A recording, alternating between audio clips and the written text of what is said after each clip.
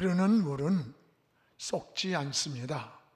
구르는 돌은 이끼가 끼지 않고 사용하는 칼은 결코 녹슬지 않습니다. 우리 신앙도 늙어가는 것이 아니라 끊임없이 예수 그리스도의 장성한 분량까지 성장해 가야 합니다. 나무도 자라야 살아있는 나무이고, 곡식은 열매를 잘 맺어야 가치가 있습니다. 아이는 성장을 해야 건강한 아이입니다. 전에 일본에 집회를 갔을 때 가정에 초청을 받은 일이 있습니다. 일본인들은 거의 가정에 초청을 하지 않습니다. 근데 초대받은 그 가정에 아이가 초등학생 정도 되는 아이인데, 다다미 위에 식탁에 올라가서 엉금엉금 기면서 막 희죽거리고 웃는 거예요. 그게 하도 이상해서 옆에 있는 선교사에게, 아니 저렇게 큰 아이가 왜 어린아이 짓을 하느냐라고 물으니까, 목사님, 그래서 오늘 목사님을 초청했습니다. 저 아이가 나이가 14살입니다. 근데 인지 능력이나 지능은 자라지를 않아서 2살 정도입니다. 몸은 14살짜리인데 생각하는 것이나 행동하는 것은 2살짜리 짓을 하고 기적을 차고 있다는 거예요. 부모가 한이 돼가지고 기도해달라고 초청을 했다는 그런 일이 있었습니다. 여러분, 살아있다고 하는 것은, 그 살아있는 생명체는 성장하는 것이 건강한 거예요. 특히 신앙은 계속적인 영적인 성장과 성숙함이 있어야 합니다. 그래서 성장의 목표는 어딜까? 바로 예수 그리스도입니다. 오늘 예수 그리스도를 바라보고 우리의 신앙은 끊임없이 성장하고 성숙해 가야 하는 겁니다. 세상 떠나는 그날까지 결코 우리는 늙는 것이 아니라 익어가는 것입니다. 모세는 120세에 하나님의 부르심을 받는 그 시간까지 눈이 흐리지 않고, 저 하나님을 바라보는 눈이 흐리지 않고 그 기력이 쇠하지 않았다. 끝까지 신앙이 어두워지지 않고 믿음의 사명을 붙잡았다는 거예요. 오늘 말씀에는 바울이 그리스도의 장성한 분량까지 충만하라고 했습니다. 우리 신앙의 궁극적인 목표 어딜까? 예수 그리스도입니다. 예수 그리스도의 분량까지 우리가 성장해 가야 하는 거예요. 사랑하는 여러분, 예수 그리스도의 분량은 그러면 어디입니까? 예수 그리스도의 성품, 예수 그리스도의 인격을 따라 신앙이 성숙해지는 것입니다. 그리스도를 저는 이 점이라고 생각하면, 우리는 그 점을 따라 그어지는 선입니다. 예수 그리스도를 점으로 두고 그 점을 중심으로 모든 줄을 그으면서 이어가는 겁니다. 여러분, 오늘 인생의 목표를 정해도, 내가 어떤 성공을 꿈을 꿔도, 비전을 품어도 예수 그리스도를 점으로 해서 그 점을 중심으로 모든 선이 이어져 가야 돼요. 인생의 방향도 주님이 중심이 되고, 성공의 방향도, 성공의 목표도 주님이 되어지는 것, 이게 신앙의 삶인 거예요. 오늘 말씀은 에베소서 9번째 강의인데, 이 에베소서는 교회론입니다. 위로 하나님을 어떻게 섬기고, 그리고 교회 안에서 어떻게 신앙생활해야 하는지를 잘 알려줍니다.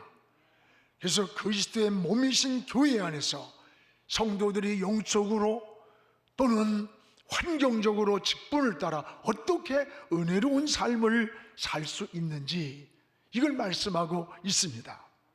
오늘 말씀에는 세 가지 내용이 나옵니다. 하나는 무엇보다도 교회의 직분자를 세우는데 왜 세우는지 그 목적을 알려줍니다.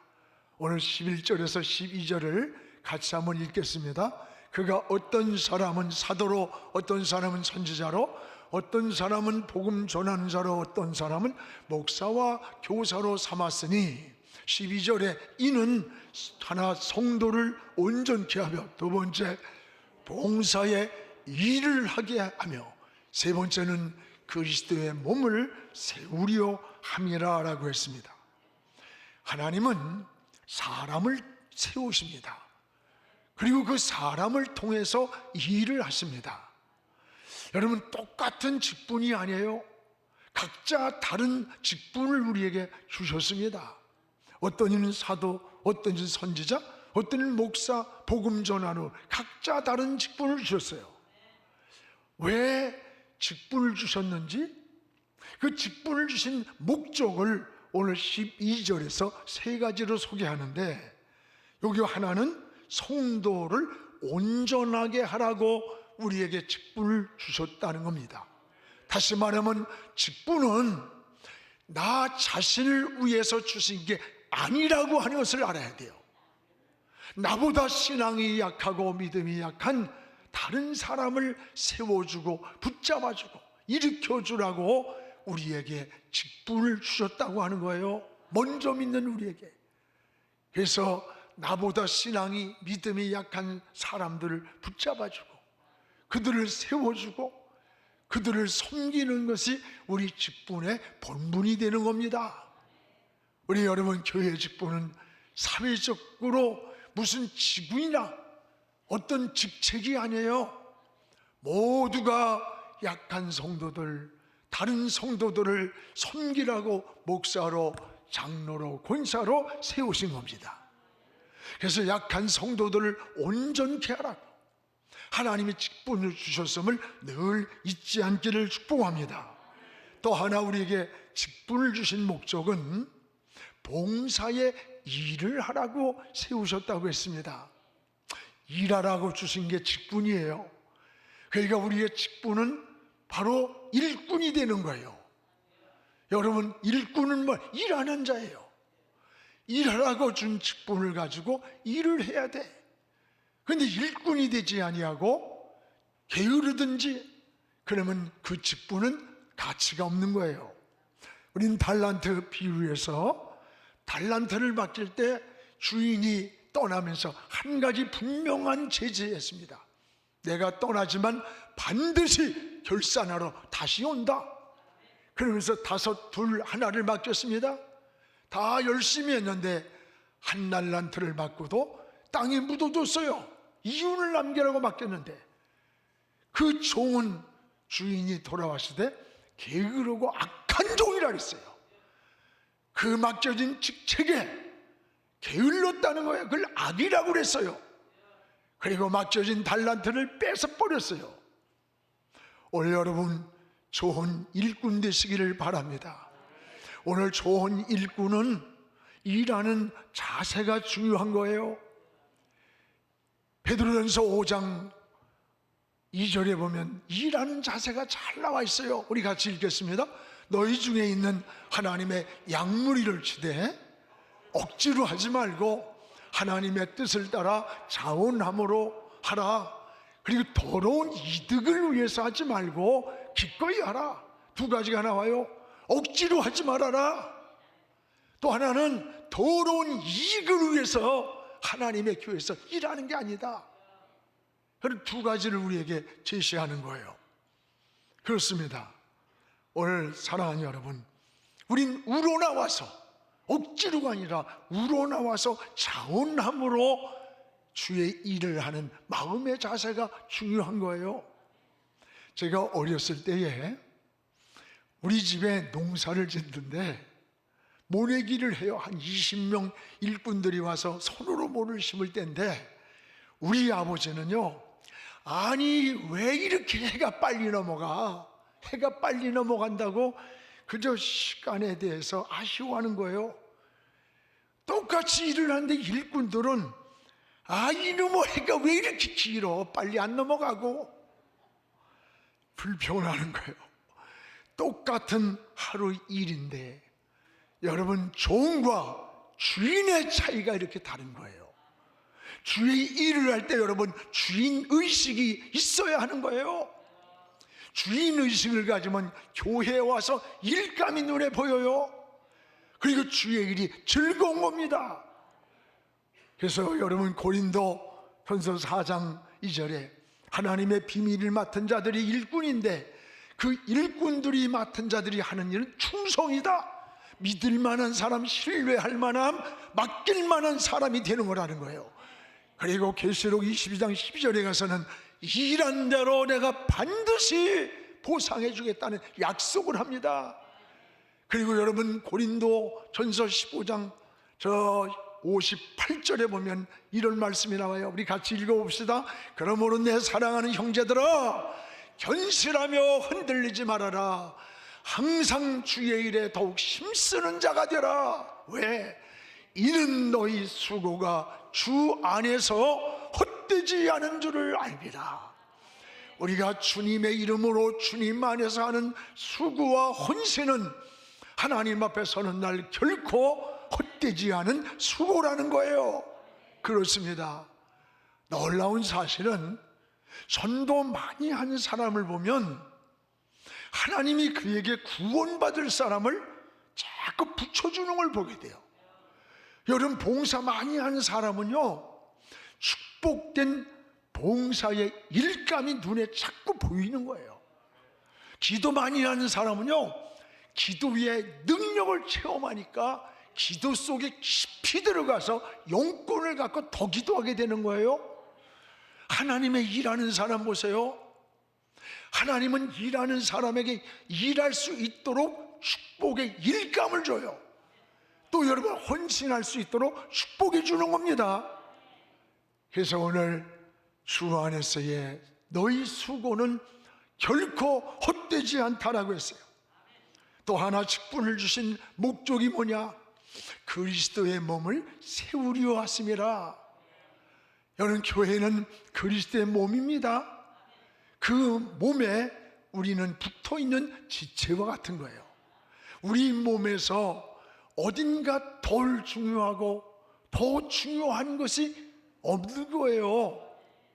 여러분, 선교지에 갔던 지난번 선교사의 고백이, 선교사님하고 이렇게 같이 갔는데 이분이 샌들을 신고 있었어요. 근데 돌에 채여가지고 발톱이 빠져가지고 그냥 피가 막 나와요. 뭐 선교지에서 치료할 곳도 없고 그 한 걸음을 걷지 못하고 너무 고통스러운 거예요. 발톱이 왜 이렇게 빨리 자라는지 귀찮았다는 거야. 근데 발톱 하나가 빠지니까 한 걸음도 걷기가 힘들고 그 고통 속에서 발톱 하나가 얼마나 소중한가를 깨닫고 회개했노라고 고백을 합니다. 그렇습니다. 우리의 몸의 모든 지체는 필요 없는 게 하나도 없는 거예요. 중요하지 않은 게 어떤 게 더 중요하고 덜 중요한 게 없는 거예요. 몸에 붙은 지체가 각자 역할을 잘할 때 주님의 온전한 몸을 이루게 되는 거예요. 어떤 사람은 눈썹을 팍팍 미는데 여러분, 이 눈썹 때문에 비울 때 이렇게 피가 흘러내린대. 알아요? 맨장을 이걸 뭐 그전엔 뭐 아프다고 뭐 이걸 띄워놓고 미리 어려서 막 이러는데, 우리 집사람이 맹장을 수술했잖아. 나는 달나라 갈 수 있는 저 사람은 못 가.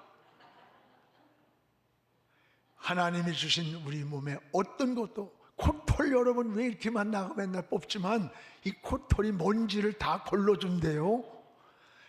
우리에게 있는 것이 필요 없는 게 없어. 여러분, 우리 주님은 머리가 되시고 우리는 그에 붙은 지체라고 하는 것을 알아야 됩니다. 그래서 우리는 여러분이 맡은 직분은 어떤 게 덜 중요하고 더하고 사람 앞에 나타나는 건 중요한 것 같지만 하나님이 보실 땐 그게 아니라는 거예요. 그래서 여러분에게 주어진 직분에 우리가 할 일은 충성증자가 되기를 주님의 이름으로 축복을 합니다. 또 하나는 영적 성숙의 목표가 있음을 오늘 사도 바울은 이 교회 이론을 통해서 알려주는 거예요. 오늘 13절을 같이 읽겠습니다. 우리가 다 하나님의 아들을 믿는 것과 아는 일에 하나가 되어 온전한 사람을 이루어 그리스도의 장성한 분량에 충만한 데까지 이르리라. 온전한 사람, 그리스도의 장성한 분량이라 그랬어요. 이게 뭐예요? 그러면 그리스도의 장성한 분량이 어디입니까? 바로 예수님의 성품, 인격, 예수님의 마음을 닮아가는 거예요. 이것이 영적 성숙의 목표가 되는 겁니다. 사랑하는 여러분, 우린 이 세상 떠나는 날까지 신앙은 멈추거나 늙지 않고 끊임없이 성장하고 성숙해야 돼요. 그리스도의 장성한 분량까지, 이 세상 떠나는 날까지 신앙은 늙으면 안 돼. 여러분, 멈추면 안 돼. 성장하고 자라가야 한다는 말입니다.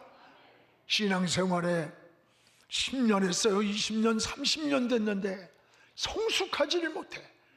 늘 어린아이 같은, 몸은 14살짜리인데 인지능력이나 생각과 행동이 2살짜리 같다면 부모의 마음에 한이 되듯이 우리가 어린아이같이 성숙하지 못하다면 그 마음과 생각이 하나님을 근심되게 하고 주님을 근심되게 하는 자녀가 되는 거예요. 우리가 영적 깨달음이 있어야 돼요. 고린도 교회를 보세요. 고린도 교회가 나는 방언을 한다, 나는 환상을 봤다, 나는 예언을 한다 막 이러면서 나는 아볼로파, 바울파 어쩌고 그러는 거예요. 교회가 시끄럽고 분쟁이 일어나요. 어떤 조건, 어떤 이유든지 교회가 시끄러워지고 분쟁이 일어나는 것은 하나님의 뜻이 아니야. 하나님은 하나 되기를 원하기 때문에 그건 사탄이 역사하는 거예요. 그때 바울이 뭐래요? 야, 너희들에게 밥을 먹일 수 없다. 젖을 먹어야 된다. 여러분, 다 큰 어른에게 젖 먹어 쭈쭈 하나만 먹겠어? 비려서? 신앙의 영적인 모습이 어린아이 같다는 거예요. 성숙하지 못함을 지적하는 거예요. 오늘 14절에 어린아이의 모습이 나옵니다. 우리 14절을 한번 같이 읽겠습니다. 이는 우리가 이제부터 어린아이가 되지 아니하여 사람의 속임수 간사한 유혹에 빠지는 어린아이, 여러 온갖 교훈의 풍조에 밀려 요동하며 흔들리는 어린아이 같은 자가 되지 말라는 거예요.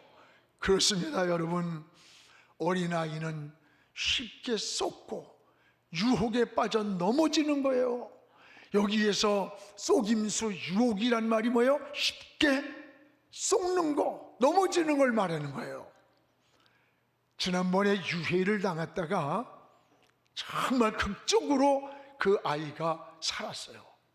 그래서 너 왜 그 아저씨 따라갔느냐 했더니 사탕을 한 봉지 주더래.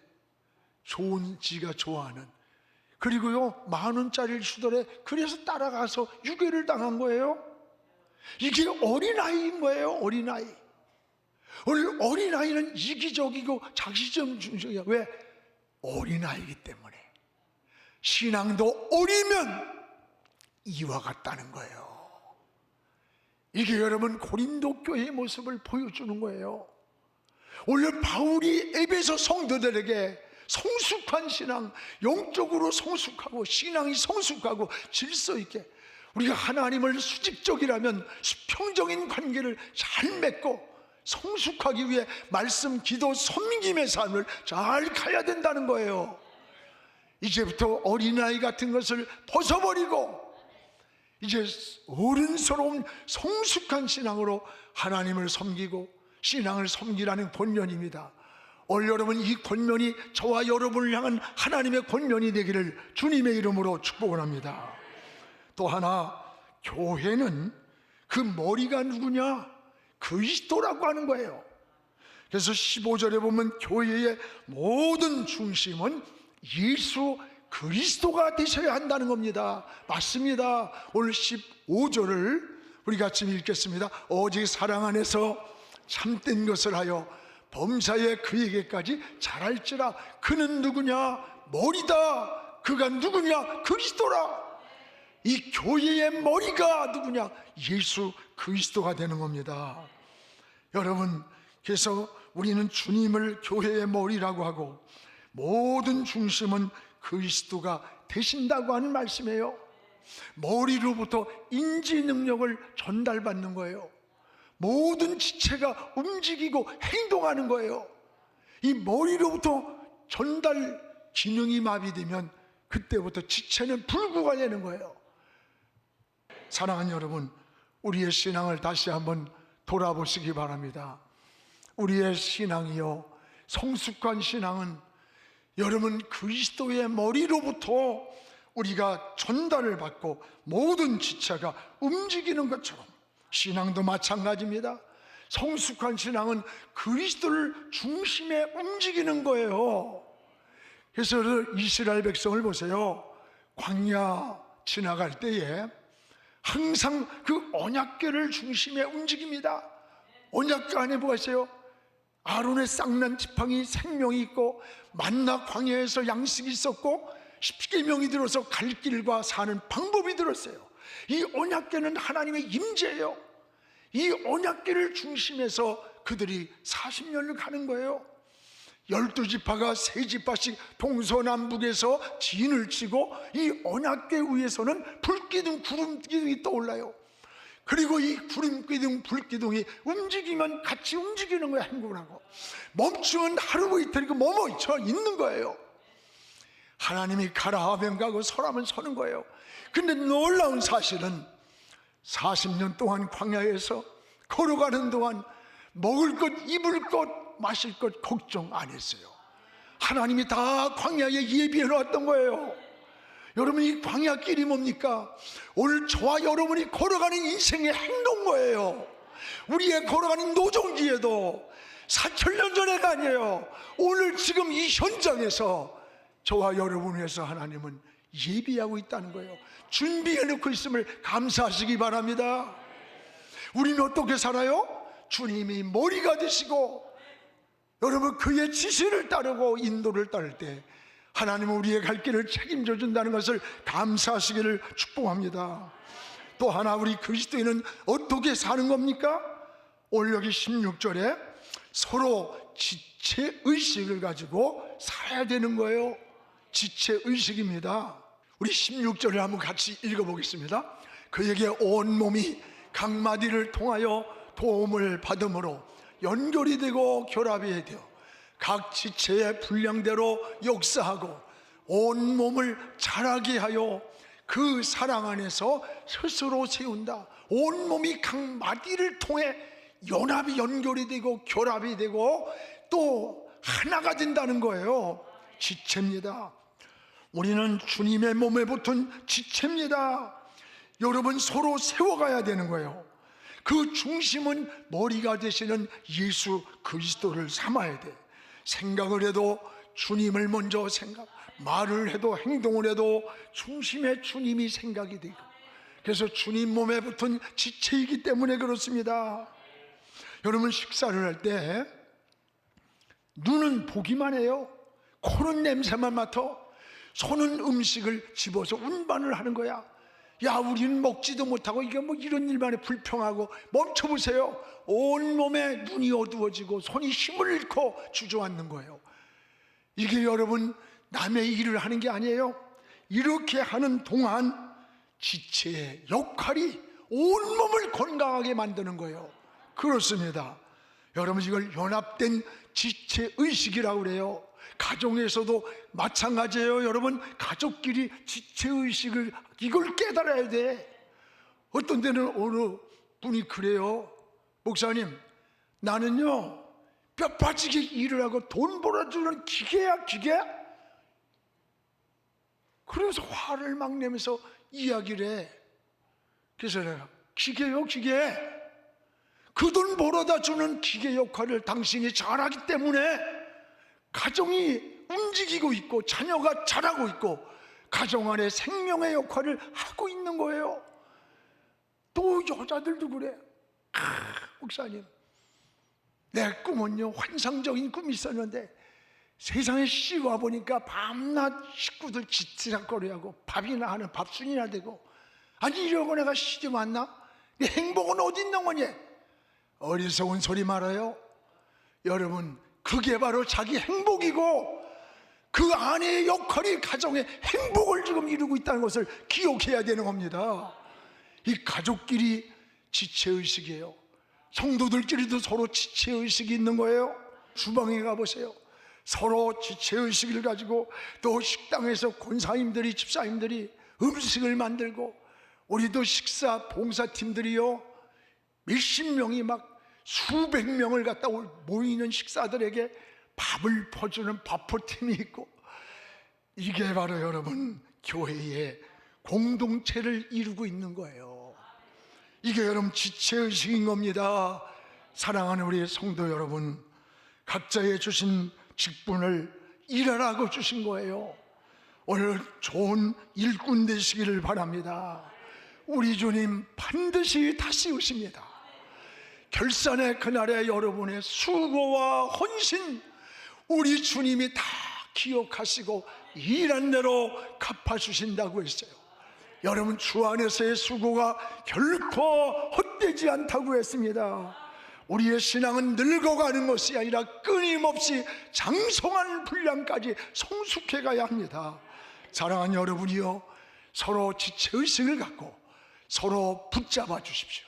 서로 각자 맡겨진 역할에 충성된 자로 하나님 앞에 서시기를 주의 이름으로 축복합니다.